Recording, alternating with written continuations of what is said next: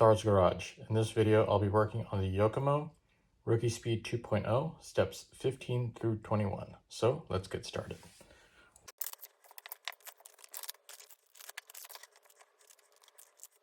So we're going to install the front bumper. And so we need to get these parts off the parts tree. So I'm going to go ahead and get these front bumper plates off the parts tree, as well as the body posts and rests, and then we'll continue.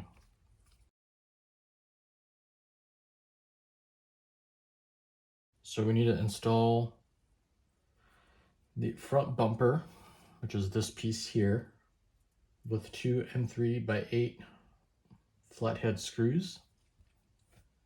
So we're going to take the front of the vehicle. This is going to install just like so. And if we flip over the chassis, we're going to install the two M3x8 flathead screws in this hole and this hole. Next, we can install our front body posts, which are the long ones. And so they have these hexes on the bottom, and they are gonna install in these two holes here and here. And we wanna make sure that the holes in the posts go across, so it's easy to put the pins in. So you can kind of push them in, and then we're gonna install two M3x8 flathead screws from the bottom. Those screws will go in this hole and this hole.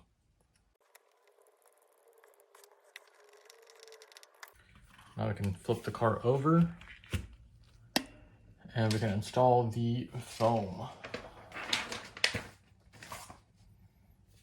So we can poke out the pre-cut holes in the foam. So it's going to look like so. And then we can install the foam on those body posts like so. And you're going to have to push down and make it sit. Then we can install the front bumper brace, which is this piece here on top. It's going to go over the body posts, and it'll kind of sit on the post on the plastic piece on the bottom, the bumper. And we're going to install two M3x15 flathead screws in this hole and this hole.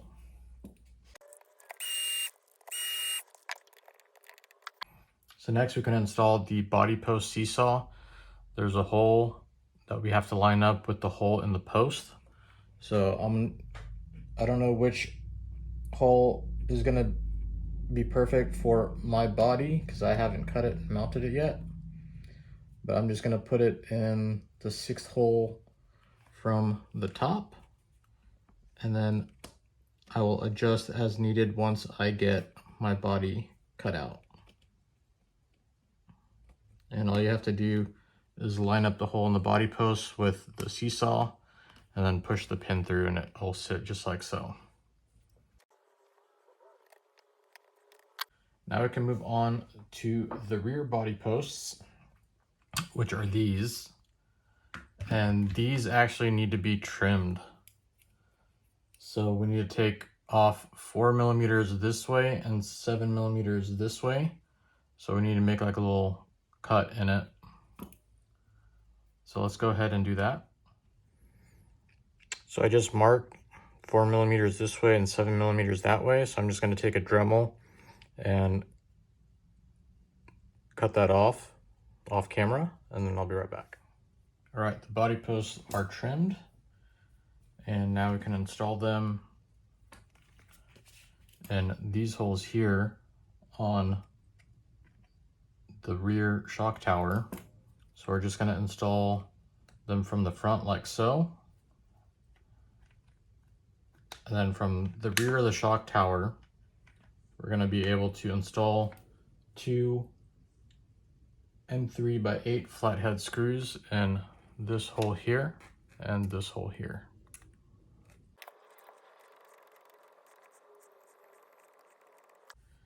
And now we can install our body post seesaws.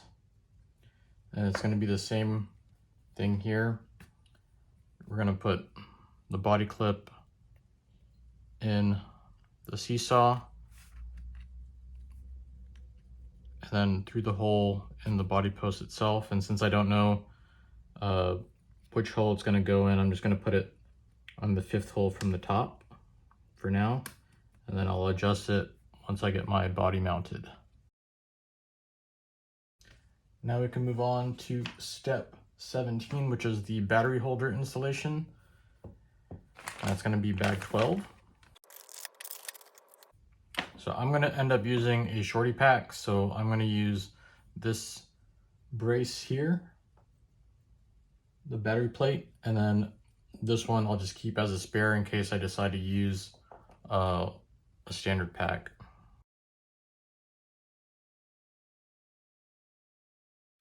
All right, since I'm going to be using the shorty pack, I'm going to install the battery holder in these 2 holes here and these 2 holes here. I'm going to push the battery forward, and then I'll add weight back here if I need to. So if you're going to use a standard pack, you're going to use these 2 holes here and these 2 holes back here. So we're going to install 2 M3x8 flathead screws from the bottom into these holders, so we can grab those. And there we go. Quite a bit of movement in between the holders, so I'll have to put some foam to push the battery forward or back depending on how the weight balance is.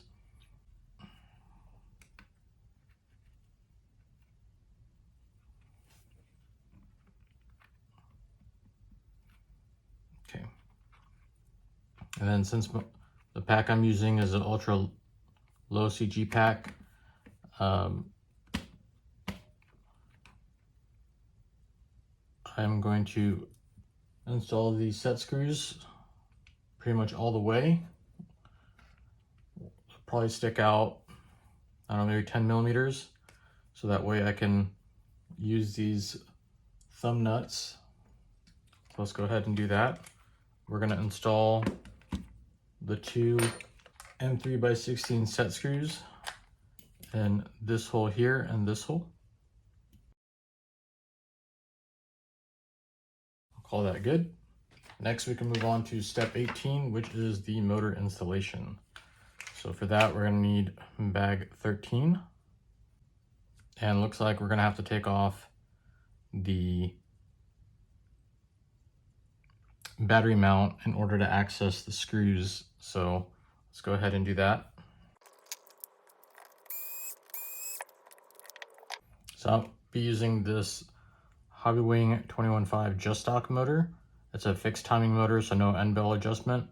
And this is what we use in our spec class at our local club. So I'm going to clean these screws, which are M3x8 button head screws.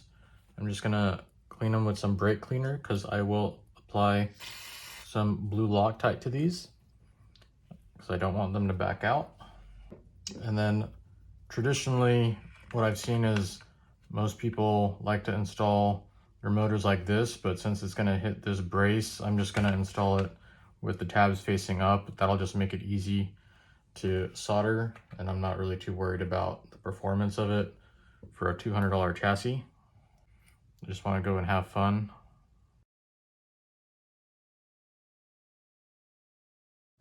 All right, I'm gonna leave the motor a little loose right now, and I'm just gonna go ahead and install the pinion. I'm not gonna end up using this pinion. I know the gearing that most guys are running, the final drive is like 3.6, and this final drive gearing that they have built into the kit is 5.7, so I'll be very slow compared to my competition, but just for the build purpose to get it done and running, we'll go ahead and install it. Go ahead and set my mesh. I want it to be able to rock it back and forth just a little bit. I'm just checking to make sure the spur is not out of round in one spot and we have a tight spot. It looks pretty good. So we can go ahead and continue.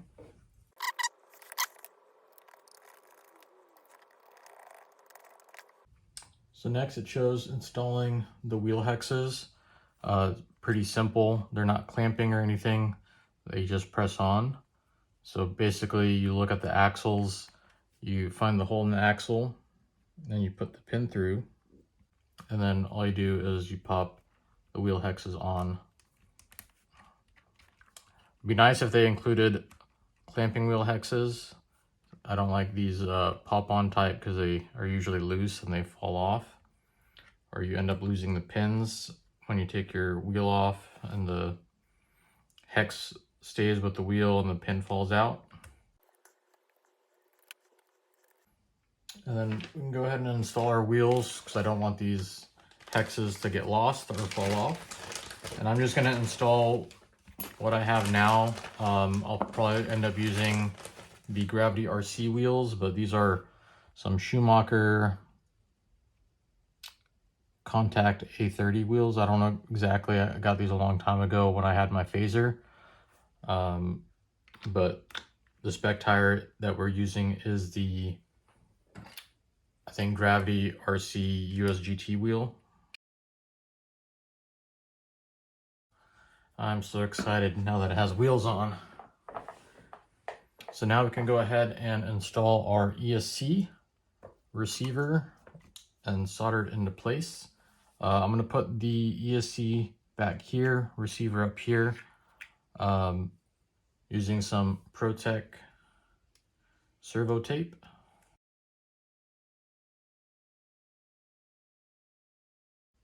Alright, so I have tape already set up on my ESC, and I kind of, before the video, tested it out. I want to put it right here. And then, so let's go ahead and do that. Let's get the tape ready, and then we'll plug the sensor wire in. Let's go ahead and cut the wires to length, and then go ahead and solder them in.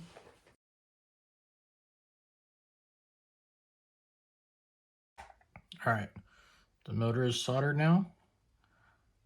We can move on to doing the battery terminals. I would normally use the Yeah Racing bullets. I don't have any with me, so I'm just going to use the bullets that came with the battery.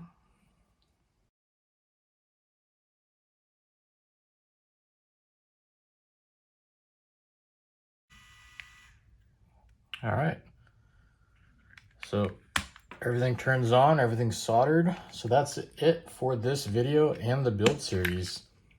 Thank you for watching. I hope you enjoyed the build series. Please like and subscribe if you did. Let me know down in the comments if you have any tips or tricks for any of these steps. It would be helpful for the community. Thanks again for watching, and I'll see y'all in the next one.